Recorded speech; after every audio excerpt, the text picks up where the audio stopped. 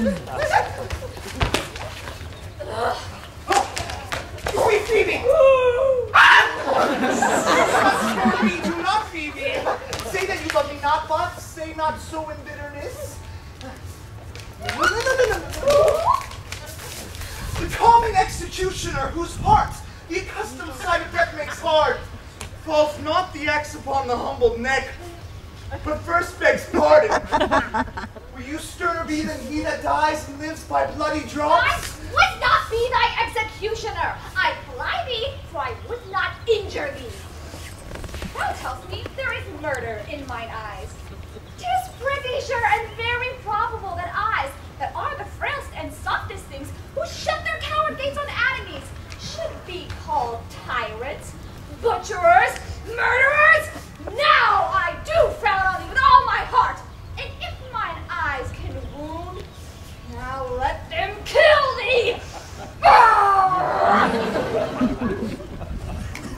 Now counterfeit this wound. Now fall down, for thou canst not. For shame, lie not to say mine eyes are murderers. Now show the wound mine eye hath made of thee. Oh, scratch even with a pin, and there remains some scar of it. Lean upon a rush, the cicatrice incapable of pressure thy palms a moment keeps. But now, mine eyes, which I have darted at thee, hurt thee not, nor, I am sure, there is no force in eyes that can do hurt. Oh, dear Phebe, if ever, as that ever may be near, you meet in some fresh cheek the power of fancy, then shall you know the wounds invisible that love's keen arrows make. But till that time, come thou not near me, and when that time comes, afflict me with thy mocks. Pity me not, as till that time I shall not pity thee. And why, I pray you? Well, who might be your mother that you insult, exalt, and all at once over the wretched? What though you have no beauty, as by my life I see no more in you than without candle may go dark to bed? Must you be therefore proud and pitiless? Why? What means this? Why do you look on me? I see no more in you than in the ordinary of nature's sail work. Odds my little life, I think she means to tangle my eyes too. Hey, proud mistress, hope not after it. 'Tis not your inky brow, your black silk hair, your bugle eyeball, nor your cheek of cream that can attain my spirit to your worship. You, foolish shepherd, wherefore do you follow her, like foggy south, puffing with wind and rain? You are 1,000 times a properer man than she a woman, to such fools as you that make the world full of ill-favored children. Not but you that flatters her, and out of you she sees herself more proper than any of her lineaments can show her. But mistress, know yourself. Down on your knees and thank heaven fasting for a good man's love. For, I must tell you, friendly in your ear, sell when you can. You are not for all market. Cry the man mercy. Love him. Take his offer. Foul is most foul, being foul to be a scoffer. So take her to thee, shepherd. Fare you well. Sweet youth, I pray you chide a year together. I had rather hear you chide with this man. He's fallen in love with your foulness, and she'll fall in love with my anger. If it be so, as fast as she answers thee with frowning looks, I'll sauce her with bitter words. Why look you so upon me? For no ill will I bear you. I pray you do not fall in love with me, for I am falser than vows made in wine. But I like you not. You will know my house, 'tis at the tuft of olives here hard by. Come, sister, shepherd, ply her hard. Come, sister, what shepherdess, look on him better, and be not proud. Though all the world could see, none could be so abused in sight as he. Come, to our flock.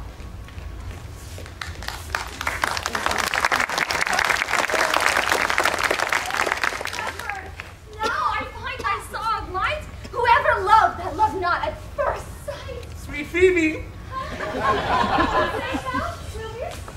Sweet Phebe! Pity me! My eye is sorry for thee, gentle. Wherever sorrow is, relief would be.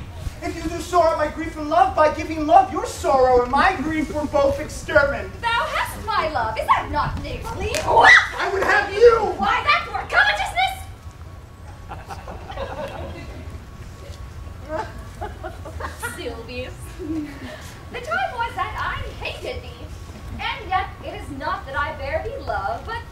that thou canst talk of love so well, thy company, which erst was irksome to me, I will endure. I'll employ thee too, but do not look for further recompense in thine own gladness that thou art employed. So holy and so perfect is my love, and I am such a poverty of grace, that I shall think it a most plenteous crop to glean the broken ears after the man that the main harvest reaps. Loose now and then a scattered smile, and that I'll live upon. Knowest thou the youth that spoke to me erewhile? Not very well, but I have met him oft, and he hath bought the cottage in the bounds that the old Carlot once was master of. Well, think not that I love him, though I ask for him, but a peevish boy. Yet he talks well, but what care I for words? Words do well when he that speaks them pleases those that hear. He is a pretty youth. Not very pretty, but sure he's proud. Yet his pride becomes him. He'll make a proper man. The best thing in him is his complexion, and faster than his tongue did make offense, his eye did heal it up. He's not very tall. Yeah, for his years he's tall. His leg is but so-so. Yet tis well. Oh, there was a pretty redness in his lip, a little riper and more a lusty red than that mixed in his cheek. It was just the difference betwixt the constant red and mingled dampness. There be some women. Sylvius, had they marked him in parcels as I did, would have gone near to fall in love with him. But for my part, I love him not. Nor hate him not. And yet, I have more cause to hate him than to love him. For what had he to do to chide at me? He said mine eyes were black and my hair black. And now I am remembered, scorned at me. I marvel why I answered not again. That's all one. Omittance is no quittance. I'll write to him a very taunting letter, and thou shalt bear it. Wilt thou, Sylvius? Phebe, with all